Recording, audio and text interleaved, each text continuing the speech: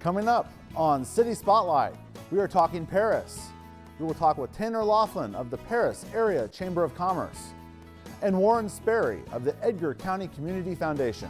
We will discuss some of the recent work that the Edgar County Community Foundation has done in Paris and Edgar County. And we will also talk about upcoming events in Paris.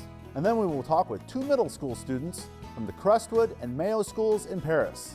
And we will wrap up this episode at Paris High School, where some science students are doing some unique work with soil testing. That's all next, here on City Spotlight.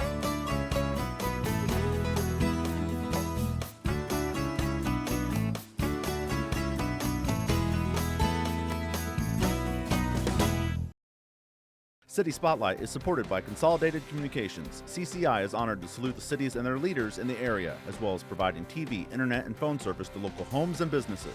We live where we work and are proud to support the communities we serve. More information available at consolidated.com. And thank you to all of you for joining us for this latest episode of City Spotlight. Today we are talking Paris. And to help us out on this episode, we have Tanner Laughlin, Executive Director of the Paris Area Chamber of Commerce. Welcome back, Tanner. Hi, good to be back. And first-time guest here on City Spotlight, we have Warren Sperry. He's the Development Manager for the Edgar County Community Foundation. Welcome, Warren. Well, thank you very much. It's a pleasure to be here with you guys. Always back to fun with the alma mater. Excellent. Thank you so much. Welcome back, Tanner. And Warren, you're a first-time guest here on City Spotlight. Can you just tell us a little bit about yourself, please? Basically born and raised in Vandalia, Illinois. Migrated to Eastern Illinois University, Charleston, for my education. Got degrees here, went on to Paris, Illinois. Became a band director from 68 to 99, went into school administration. Been involved with the foundation since 95. So basically that's it. My wife is running a mentoring program over there for young people, and so we have a lot of positive things going on in Paris. Yeah. Right. So like with Tanner, as we talked last year when we had him on, he's went to high school in Paris, and so the background of Paris helps him out with the chamber.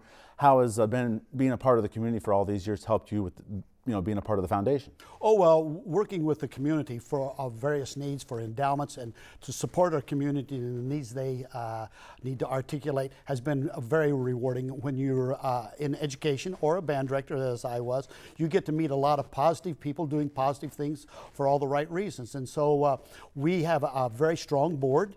That's very community oriented and focused. So we have a good time helping people meet those goals that they need to make our community better. So it's great. What are some of the basic goals of the foundation? Well, we deal a lot with education. We deal a lot with recreational activities, parks, both not only in Paris but all throughout the entire Edgar County. Okay, we do a lot of work with people regarding new projects, children. People who are adults, as well as community events that we support. The All Abilities Park that was just recently done. We have a lot of organizations that the Paris Community Hospital is growing and developing that we've been part of. And so we have a lot of activities that accentuate the quality of life. And I think that's the very important thing, is that we support people supporting those things that raise the quality of life for everyone in our community and for the county. What are some of the recent organizations or groups in Paris and Edgar County that the foundation has been able to help? Well, recently we worked with the All Abilities Park, which was very good, which allows people with special needs to enjoy the recreational activities of everyone else. We've also been involved in sports. We just were involved with the Laker Stadium project as well as the Frost Field project. Okay, we were very extensive with the Paris High School with the STEM Lab project and all the educational things that are taking place out there. And so we have a lot of things that are moving. We've been a big supporter of HRC, Human Resource Center, and their new developments and direction going to support all the needs of the community. A couple things you had told me about the foundation. You have scholarships. Oh yes, we have a lot of scholarships, and they're really great too. We have a lot of people who are paying it forward in the community in memory of other people that maybe has passed, but also just paying it forward for our kids. And future, we're developing, working with a group called the Leadership Group, which is a Edgar County adventure. Terry Elston locally has been working very diligently with that to make it happen, so kids become leaders of the team, leaders of the workforce, leaders of the community, leaders of the church, and things of those abilities that they get from experiences shadowing other people in the community. So we're passing it forward as much as we possibly can. A lot of scholarships in the arts, vocational, business, medical, about every discipline out there we have a scholarship in. All right, very good. Thank you very much, Warren. And Tanner, you're another round with the chamber here. Yeah. You're feeling comfortable about another year plus with working with the chamber, and Yep. a couple things we want to talk about here before we talk about some upcoming events. How are things going at the chamber, and what are you excited about this coming year? Great. We just wrapped up our annual banquet, annual celebration, where we give out the Business of the Year award, which went to Joe's Pizza this year, and we give out the Parisian of the Year award, which Chris Sunkel got this year. So 2 great individuals that are benefiting from that. So we're excited to get the spring and summer season underway in Paris. It's really one of my favorite times of the year in Paris. Lots going on. All right, very good. And you went to Paris High School, and one of the things we're going to talk about here is the old and the new high school, and Sure. all the activity that's been going on at the Paris Center of Fine Arts, and what a wonderful resource that is to the community. What do you guys want to talk about with that? Absolutely. The Paris Center of Fine Arts is one of the crown jewels of Paris now. It's a huge asset to the community. Packed season this past year. Each school utilized it for a drama production. Mayo Middle School did Aladdin, Crestwood did Annie, and the high school just wrapped up Sound of Music. And we're talking sellout crowds at almost every performance. And the experience that it's giving the students of Paris is above and beyond. Some very recognizable productions there. Yeah. That people will know. Warren, the resource of having this fine arts center for the community, it's got to be an unbelievable thing for. It's overwhelming. In fact, I would also like to mention just recently we had all the bell choirs from the local churches performing out there. It was just absolutely fabulous. That being said, it allows people to expand their cultural activities in the arts and music, as business as well. We've had a lecture series out there. So it sets aside the fact that it is designed in a manner that meets the needs of about everyone, and we're trying to utilize it, and they are utilizing it quite frequently in all aspects of the community. So there's something for everyone all the time. You just have to take advantage of it, and people have been doing that through the recognition with the chamber. And we, as our organization, are working with the PCFA to start developing endowments for a war chest for things for future development and growth in that area to assist the community. And not only Paris, but the Edgar County community. And we've had several artists come in from various places outside of Paris within the county who have performed, and we're looking to develop and continue to add to the quality of that adventure for everybody. It's really been good. It's definitely a destination for Paris for people to come and check out. A little bit later in the program, Warren and Tanner, we are going to have a segment on some great stuff going on with the science work at the Paris High School, some soil testing, and talk about the availability of having these great science opportunities with the STEM lab going on. I understand the foundation was a little bit involved with that project. Yes, yeah. The foundation was a big supporter of that in that developing of the STEM lab, and also we developed what we call the H&H Scholarship Teacher Grant Program, by which we are teaching teachers and accepting the financial responsibility to help them grow, because once the teacher grows, then it develops and trickles down to the students. In fact, we even hired a firm from Texas to come in last year who developed with all teachers of the county that were involved in that, coming in for a 2-day seminar on the usage and the articulation of the STEM lab and what you can do with it and what lays out there in the future for you to do. You're only limited by your imagination. Very good. Before we talk events, I want to ask you guys about the new golf cart ordinance in Paris, and how will that help people get around in Paris? Yeah, it's just another opportunity for people to get out and about in Paris a different way. I talked to somebody who's very excited about the new ordinance in town, and just looking for a fun way to load up the grandkids on a weekend evening and drive down to the neighbors and shoot the breeze. It's just a different alternative and another benefit for the citizens of Paris. We're taping here in the middle of April. Is anybody already using the golf carts, or are they out and about yet? I've seen a couple out and about. I've seen a couple. They're for short jaunts, rather than walking. Maybe the constraints of the traffic allows you to use the golf cart. Yeah, and we do have a lot of walkers too. Okay. Yeah. Very good. Tanner, let's talk about a couple of upcoming events here in Paris. Let's start with the Shrine event in June. Yeah. Annual Shrine Barbecue Weekend coming up in June. They are partnering with the Ventique Stockyard this year, so their spring market will also be in conjunction with the Shriner Weekend. Just a great time of year in Paris, Illinois. They'll do a parade, which is always a huge hit, and the annual barbecue, which you don't want to miss. All right, very good. Farmers Market, just about every community has one going on. The Farmers Market in June also. That is true. First weekend in June, they'll kick off their Saturday Farmers Market downtown. Gets people out and about on the square. Lots of local vendors there pushing what they've got, and it's just a great opportunity to get out and see what Paris has to offer. And it's never too early to talk about the Honeybee Festival, and when is this year's annual Honeybee Festival? Honeybee Festival is September 23rd and 24th, that weekend coming up. In conjunction with the Paris High School Homecoming, and again, a Honeybee Parade, just all of the traditions that always go along with the Honeybee Weekend. The Kiwanis Pancake Tent, always a huge draw, and lots of very good entertainment. I've seen the lineup of entertainment coming this fall for live entertainment on the square, so we're very excited about that. All right, stay tuned to that. Speaking of entertainment, next segment here, we're going to talk about a couple of people here in Paris. First off, Brett Eldridge was back in Paris recently. He's an alumnus of Paris and obviously a country music entertainer, and he was performing at the old high school. What can you guys tell us about what happened there? Oh, it's just very exciting. First of all, it's a venue that he was a student at the old high school and also played basketball there, as well as his fathers and his brothers. And they set up the high school, converted it into a theater type situation, and it was extremely warm, extremely entertaining and fun and exciting for all ages. I mean, from the young ones to my generation and older. He just has that infectious personality that reaches out, makes you feel warm, makes you feel welcome.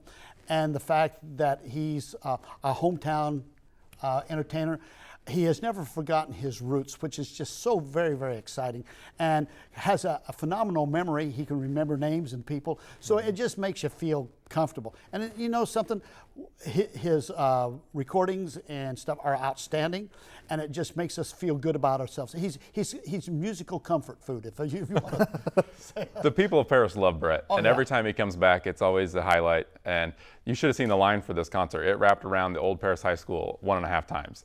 People came out in large numbers for the concerts. I heard a few people that were in attendance there. One of our coworkers was there, and from the pictures and images I've seen, it would look like it was an outstanding event. It was awesome. It's great. All right, very good. Absolutely great. And we'll talk more about Brett Eldridge and his impact moving forward with one of the middle school students that will be on our next segment here. Yeah, sure. Lastly, we want to touch upon Heck Parrish, who was on the program last year. Heck Parrish, Edgar County historian. He recently passed away this past March, and Heck was nice enough this past June to take me all the way to the top of the Edgar County Courthouse. It was a great experience, and Heck was all things history in Paris and Edgar County. What did Heck Parrish mean to Paris and the area? People identified with his stories on a personal basis. He had all the history of the courthouse, everything around Paris, Illinois. But you could sit with Heck. He could close his eyes, and he could walk you through the community or wherever and he would share with you the sights, the smells, the real stories of real people doing real things in Edgar County. He was very genuine.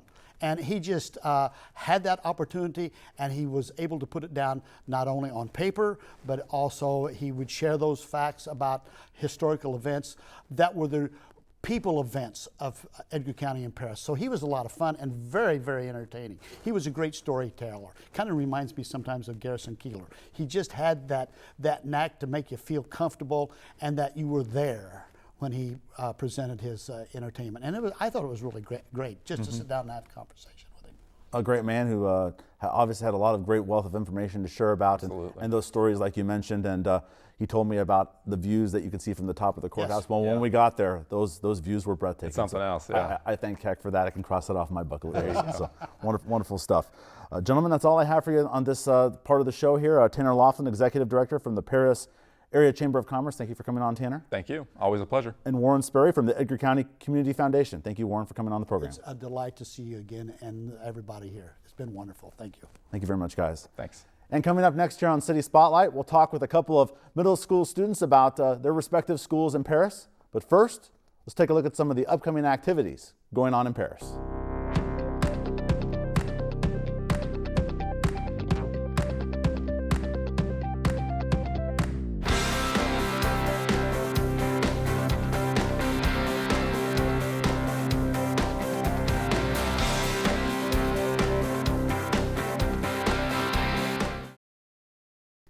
And we're back here on City Spotlight. We continue this episode on Paris. We're going to talk with a couple of middle school students from Paris. We have Shaylee Klein. She's a student at Paris Crestwood School. Welcome, Shay. Nice to be here. Thank you. And Max Moody, he goes to Paris Mayo Middle School. Welcome, Max. Thanks. All right, very good. And Max, you go to Mayo Middle School, and tell us some of the activities that you're involved with. At Mayo, I'm involved with the drama club and band, jazz band, an ensemble, organizational music contest, and there's a lot of other activities that Mayo offers that anybody can be involved in. And you wanted to talk a little bit about District 95, since there's 2 school districts in Paris, as we understand. Wanted to talk about you guys having a say in what goes on in it. Yeah, just recently District 95 has had a meeting. It's for the district improvement, and that's so the community can have a say in how the schools are being run.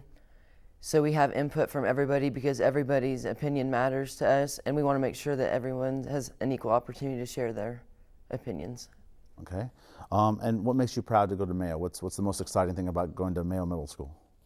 Mayo's a really good school. Our attendance is really good, and our discipline has been rated very well by the National Center of Education Statistics.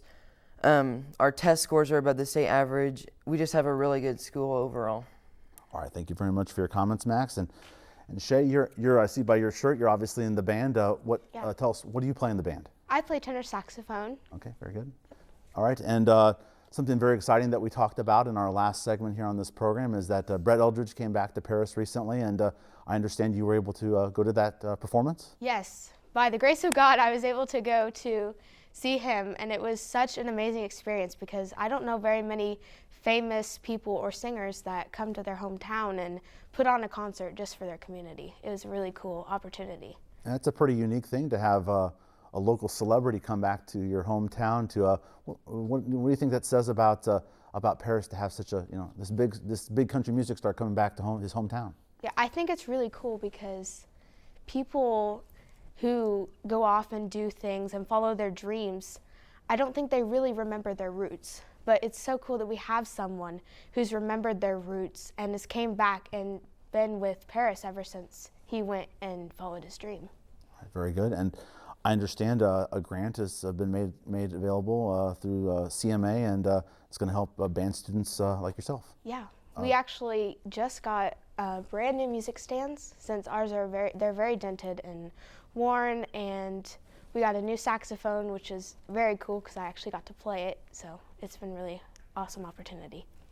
You're in the band, obviously, at Crestwood School there. What are you most excited about? What the opportunities and activities that you have at Crestwood? What do you love about your school? I love that our school, we are very close-knit. Like being preschool through 8th grade, we all kind of know each other because it's a smaller school, so we can go and say hey to each other in the hallway, and even to preschool, like 8th graders going up to them. It's just really cool to be close-knit. Yeah.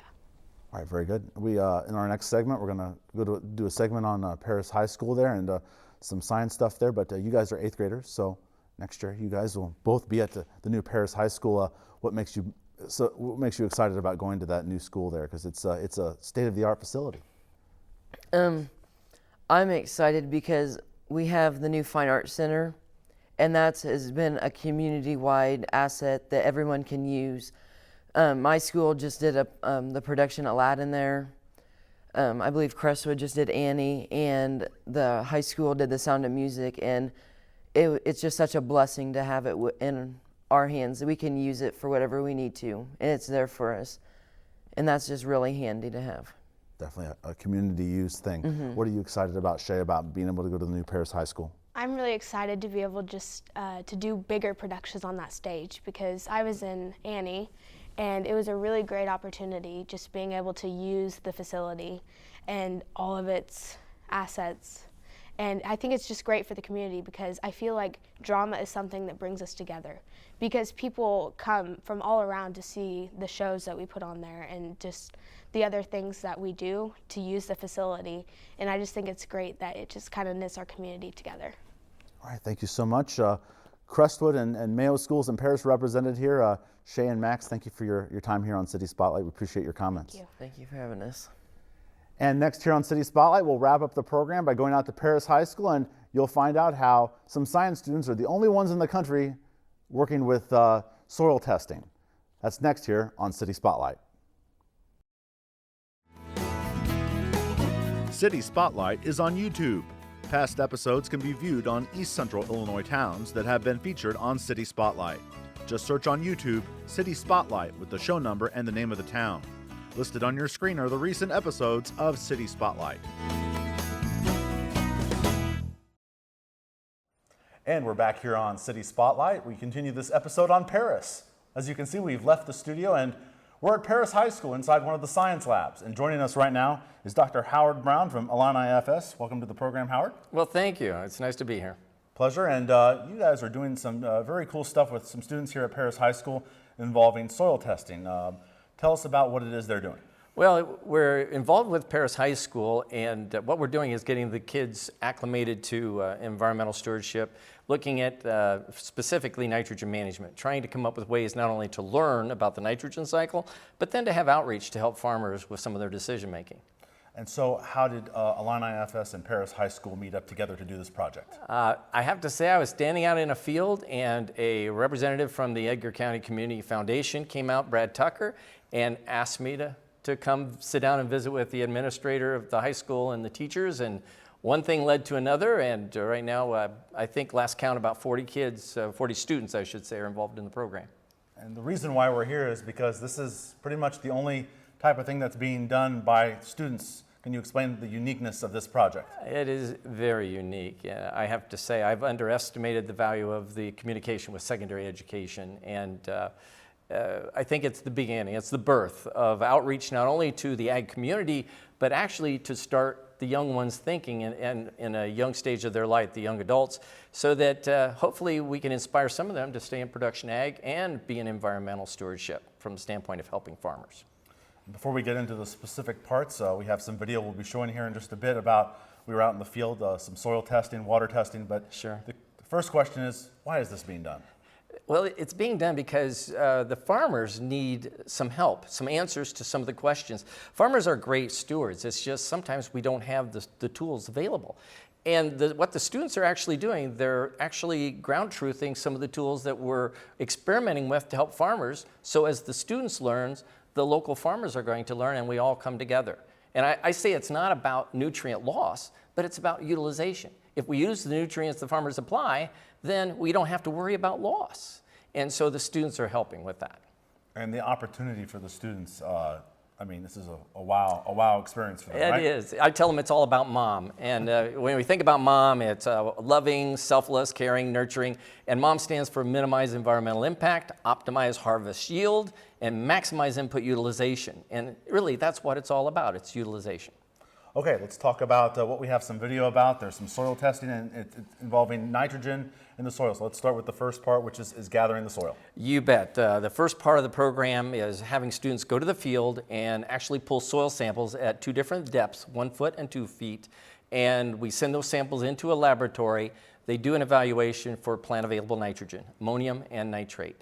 And then what we do is we go back into that same location, move the template a little bit. We use a template to represent the soil so we stay uniform in what we're testing.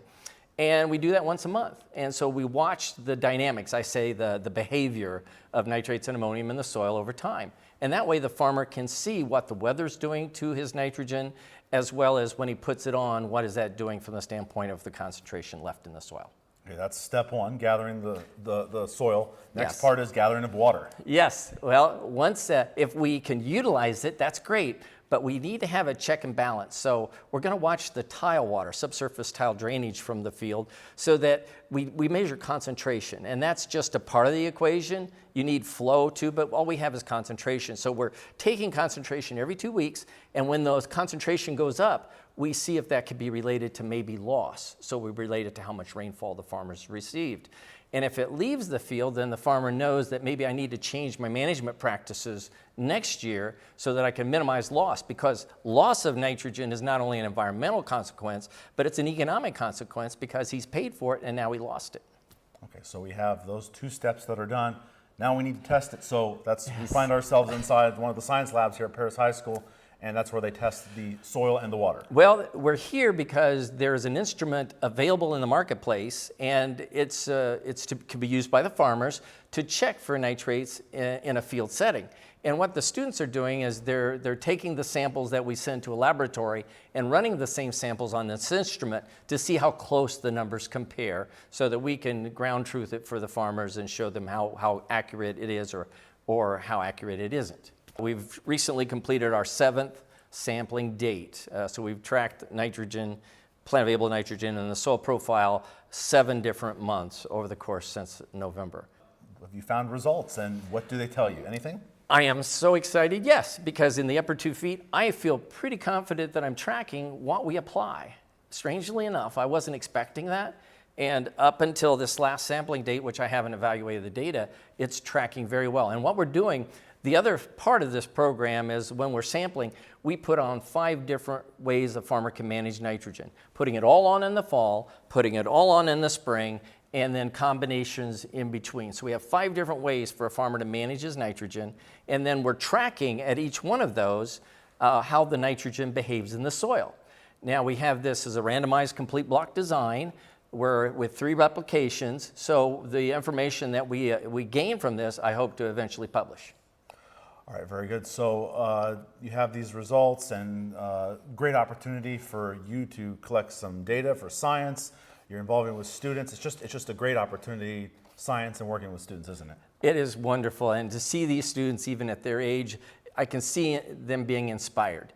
They're kind of hiding it a little better than when they're small, but they're still inspired, and that's what makes me excited about this whole project. And are you, one of the last questions, you're working with some of the science teachers here. Tell about some of the people you're working with, the faculty here at Paris High School. I really can't say enough about the faculty and the administrators here at Paris High School. They've been more than cooperative. They've been very energetic. They've been proactive and keeping things organized for me.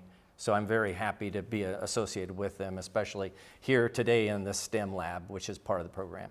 Well, not to forecast the future, sounds like there's some potential future other collaborations between Illini IFS and Paris High School, and utilizing some great opportunities for science and students. You bet. Stay tuned. There'll be some other high schools I'm sure we bring on board over the course of the next year. All right, thank you very much, Dr. Howard Brown from Illini IFS. Appreciate your time here on City Spotlight. Well, thank you for the opportunity. Thank you so much. And that'll do it for this episode of City Spotlight on Paris. Thanks for watching, and we'll see you next time. City Spotlight is supported by Consolidated Communications. CCI is honored to salute the cities and their leaders in the area, as well as providing TV, internet, and phone service to local homes and businesses. We live where we work and are proud to support the communities we serve. More information available at consolidated.com.